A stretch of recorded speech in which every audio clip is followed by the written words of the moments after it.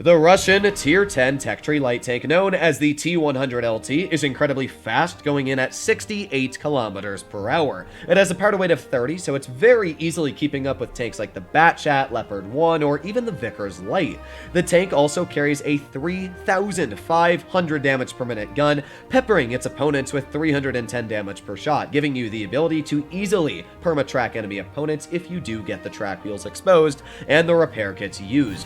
The T-100 LT boasts some pretty decent penetration, even though it's not supposed to, and it's got some very, very troll armor. Oh, and last but not least, it has a spotting mechanic that if you detect an enemy opponent and you shoot them, they will be spotted for 20 seconds, which is double the normal spotting detection.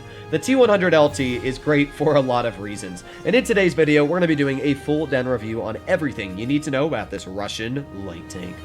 It is very rare on YouTube to find YouTubers making full down reviews of new vehicles that come into the game. Usually it's a quick review to try and get as many views as possible while letting you know about the vehicle. Well, that is not going to be the case in today's video. This is a full down review, letting you know every single statistic you'll need to know about this vehicle that will be helpful in the battlefield, my equipment, why I'm using that equipment, and as well some ace tanker gameplay, plus the armor profile. I mean, this video is going to have the whole shebang for you. So if you enjoy this type of content and you'd like to see more like this on maybe the Object 84 and the LTG as well, make sure to click that subscribe button down below. But let's get straight into it and start off with the statistics of the T-100 LT. Now, this tank has very good DPM. While it says 3,313, which, mind you not, would still be very good for this vehicle, I'm actually running calibrated shells to get that extra bit of penetration. If you're running gun rammer, it is 3,563 DPM, so it's very good on the DPM either way. Now, I know a lot of you are thinking, well, why are you running Cali? It's got very bad penetration on the premium anyway. It's kind of useless. Well, while that 305 millimeters of premium penetration may seem bad, it's actually not. And I'm going to show you that in just a moment here. I'm going to pull up the E100 on Armored Spectre. This is what an E100 looks like with heat shells when a Leopard is aiming at it, angling its turret. It cannot penetrate it, either side of the turret. You can pen flat ground, but you can't pen it when it's angled. Now, for a lot of you that are unaware, shell normalization applies to AP and APCR ammunition, and it has 5 degrees of normalization on AP, only 2 on APCR. So what that means is that, well, you'll notice the T-100 LT, sure, its pen isn't as good as a Leopard's, but it can still very easily cut through. As you can see, it cuts the armor on the E100 down to 281, still easily cut through an E100 turret as long as you are aiming at it. And that's with enhanced armor. In fact, it's quite weak. So yeah, I think that running Cali is way more important, as you'll notice that it's way, way harder to penetrate an angling E100's turret than without Cali. I would suggest to do it, but that's my personal preference. Back over to the windows so we can go back into the statistics of this tank. As I said, Cali is my personal preference. If you want that extra DPM, that is up to you. I'm running refined gun as well because this tank has fantastic on-movement dispersion, and I would suggest to rather have an accurate gun over having a bit better on-movement dispersion when it comes to vertical stabilizers. As well, enhanced gun laying drive, I mean, that's pretty self-explanatory. This vehicle already has very good shell on movement. So it's great on that regard. It's a very good aiming time, great dispersion, and with the penetration, I haven't had any problems cutting through tier 10 opponents. When it comes to vitality, these are obviously down to personal preference, although I would suggest improved assembly and specialization. Go for improved optics. Camo net is nice, but you always want to outspot your opponents. You've got engine accelerator. I would suggest to run that, and as well consumable delivery system. So that is my loadout for the equipment. Going back over to the statistics of this vehicle, as I said, it's got great DPM. Dispersion at 0.285 is fantastic, and its aiming time as well at 3 seconds is not bad at all, especially because it barely even blooms due to its fantastic on-movement dispersion. We already went over the penetration, and when we go over to the average damage per shot, it's 310 on the standard. Now, it is a bit low, and mediums will outtrade you. You know, vehicles like the 30B, even though it might not have a lot of DPM, if it shoots you, it's going to hurt. But the thing about this is that you only have a 5.6 second reload, so you can easily perma-track enemy opponents if you are even using calibrated shells with this tank. I can't tell you how many Jagdpanzers and E100s I've just perma-tracked while playing my 20 or so games in this tank. It's kind of insane. Gun depression, it's not great. It's 5 degrees, but since it is such a low-down vehicle, I don't notice it too much, but there are situations where I need to drive over the hill or find a better position because I know the gun depression isn't going to work there. Making our way over to the mobility, this is now the fastest fastest light tank in tier 10. Not only does it have the best power to weight ratio at 32.3, but it also has a top speed of 68 kilometers per hour and the fastest reverse at 25. So mobility is actually insane for this vehicle. And yeah, those are the statistics of this tank. So realistically, it's fast. It's got a great gun, fantastic DPM, and it's just another reason why you should not be running the Bash Chatillon in tier 10. Another thing about this tank that I'll talk about now is the spotting mechanic.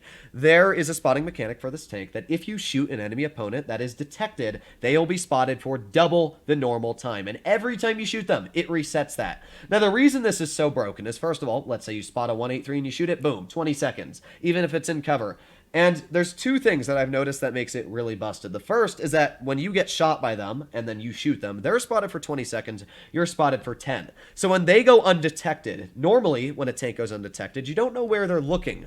But this way, you can stay hidden behind cover for an extra 10 seconds, and as soon as they turn their turret, you can poke again shooting them. They're not going to be looking at you. You spot them for another 20 seconds, and you can keep doing that. And I've done that. The second thing that I find completely busted about this is, let's say an enemy opponent or not an enemy opponent, but one of your teammates spots an enemy that is 300 meters away from you. You do not have 300 meters of view range in this vehicle, so you don't detect them, and they can't detect you, but you shoot them, and because of that, they're spotted for 20 seconds. Now, they're not knowing where cover is, so you shoot them again. If you don't see them, if you're not the one spotting them personally, but you keep shooting them, they will stay detected even if they are not in your view range. That is stupid. So basically, if your teammate spots somebody 500 meters away and you keep shooting them across the map, technically you have 500 meters of view range. This vehicle is busted on that mechanic, and it should not exist in the game. It is broken beyond belief. But that is all about the statistics of this vehicle. When we actually get into the armor profile of this tank, it's not bad. Let's go over to the T-100 LT. Now, I think the armor is pretty impressive. Here we go, T-100 LT. And let's do, how about Leopard 1? I mean, that's pretty good penetration. So upper plate, it's actually not bad. It's about 200 millimeters thick on the upper plate on flat ground. The turret as well, yeah, that's not great. Very weak, only about 220 at thickest. So the turret, you're not going to bounce anything. If you try angling it, nothing is going to happen. But the turret is a very hard target to hit. Moreover, try and shoot at the hull or the sides, but you'll notice when it uses its gun depression, it's an over 72-degree angle, which means every shell will auto ricochet off the upper plates.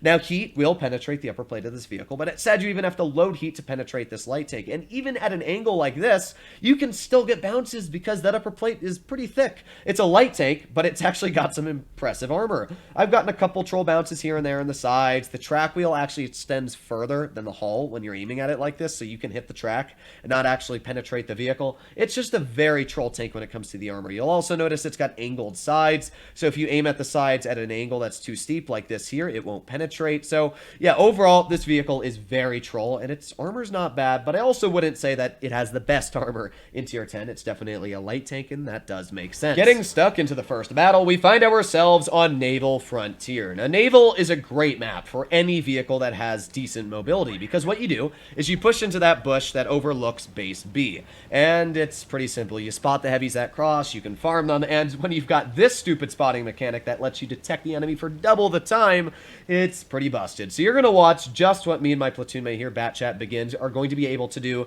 to the enemy team. We're going to push right into this bush, and because we are so fast, I mean, the T-100 didn't even have a chance to get out of spawn. So unfortunately, my shell seems to have gone a teeny bit low, but hey, second shell was pretty troll, and it went right into that T-100 anyway, so already we have taken off about 900 hit points from that tier 10 super heavy. Now we've got the Yag Tiger over here. That guy, he's spotted for 20 seconds. I mean, this is just insane. We're double tapping like madmen. There you go. Another shot into that Yag Tiger. Now the Yag Tiger's down 900 health. That is 1,800 hit points we've done combined in the first 50 seconds of this game. Now you've got the VK90. Get a nice tap into him. And by the way, I wasn't even spotted. That was a blind shot on me. I mean, it's just so stupid. I will definitely say that in a skilled player's hands, this can be one of the most influential tanks in the game. That VK90 probably thought he was undetected because of, obviously, the spotting mechanics normally only last 10 seconds, but because we shot him, he pokes, he's detected, and now he's detected for another 20 seconds. I mean, we've basically kept the entire enemy team spotted for a solid minute and a half now just shooting at them. So we got the Yag Tiger, we got the VK90. I'm just waiting so that I know I'm undetected, and now we're going to push up again, and thankfully, the enemy T-100 LTs are not actually at the other side where we're sitting, they're actually over towards the seaside, which is great for us, because what that means is that we don't really even have competition right now. So I'm already at 1600 damage, but just wait until you see when the DPM starts a-rockin' on this vehicle. So we're pushing through B, because I don't want to deal with those T-100 LTs. I don't want to fight a tank that has the same DPM as me and the same armor. So instead, I'm going to get a shell into that E75, then I'm going to get a shell into this VK90. Boom, thank you very much. That's 600 hit points.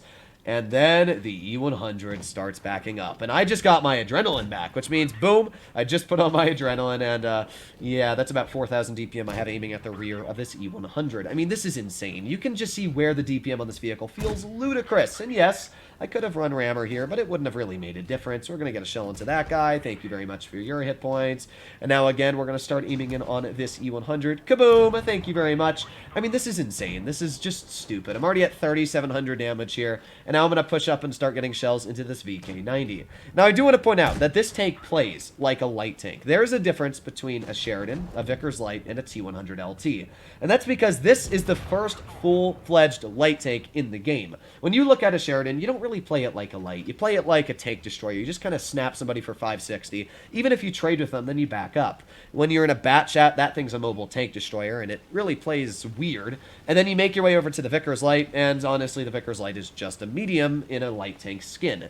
This is the first light tank. It has downsides. It has 5 degrees of gun depression, which isn't great.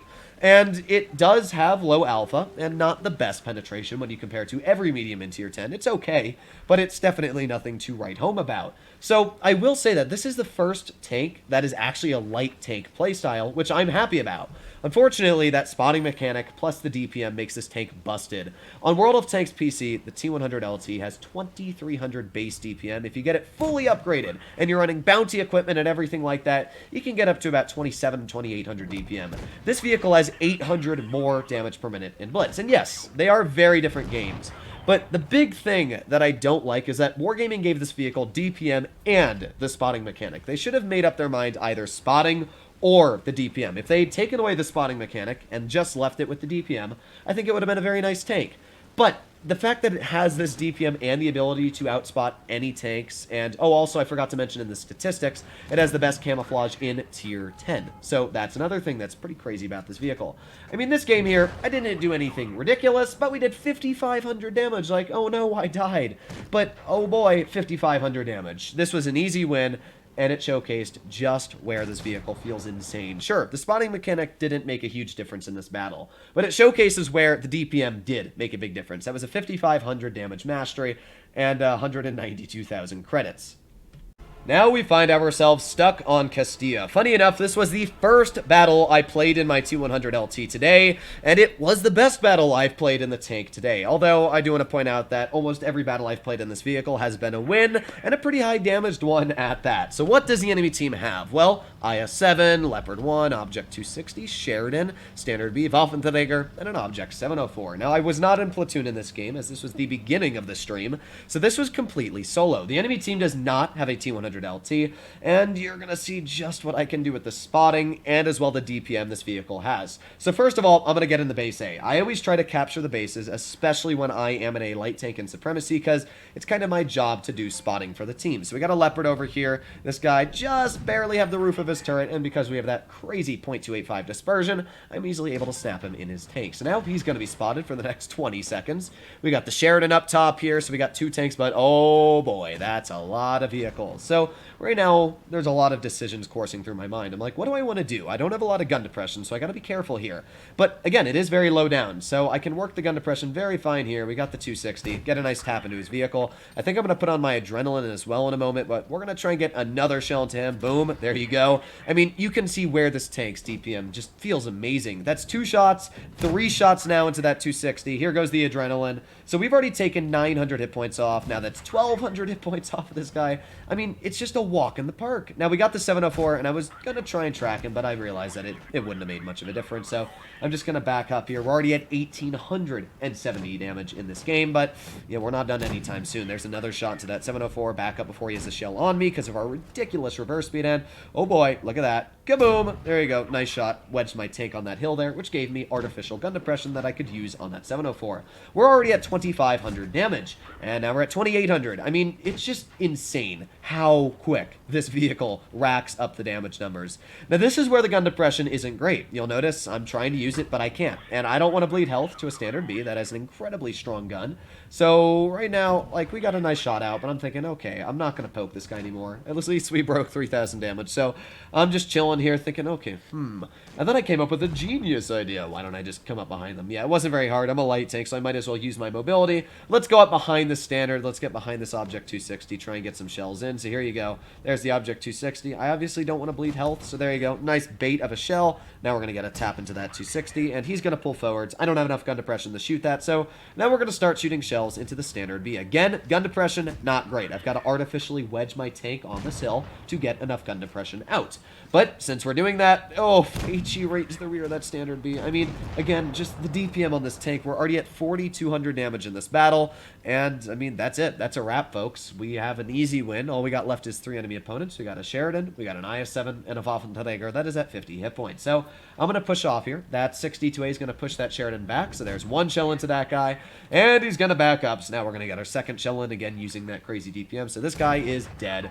Now we've got the IS-7, and that's it. I mean, we got the Waffenträger, who managed to bounce a heat shell on my vehicle. Going to load premium ammo. And as you can see, the premium ammunition is more than enough to cut straight through that guy. Now, unfortunately, the 62A did die. I mean, I was even saying on stream I'm not going to push over there because, yeah, I'm a damage whore. So we're just going to try and get out as much damage as possible. Honestly, this could have been a very easy 6,005, 6,600 damage game. Just unfortunately, this grill was there at the right moment to shoot him. But hey, pretty good game, huh? That was a 6,060 damage battle. And, yeah, that's the T-100 LT. Everything about this tank is incredibly strong. As I said before, if Wargaming gave this tank the spotting mechanic, they should have nerfed something else. And it does have the spotting mechanic, but it should have either had really bad penetration or really bad DPM for a light. Instead, they gave it DPM, they gave it the spotting, and they gave it the pen. In my opinion, this is an overpowered vehicle. Not for the average player, but for a good player. And yes, you could make the argument that any good player can do well in any good tank.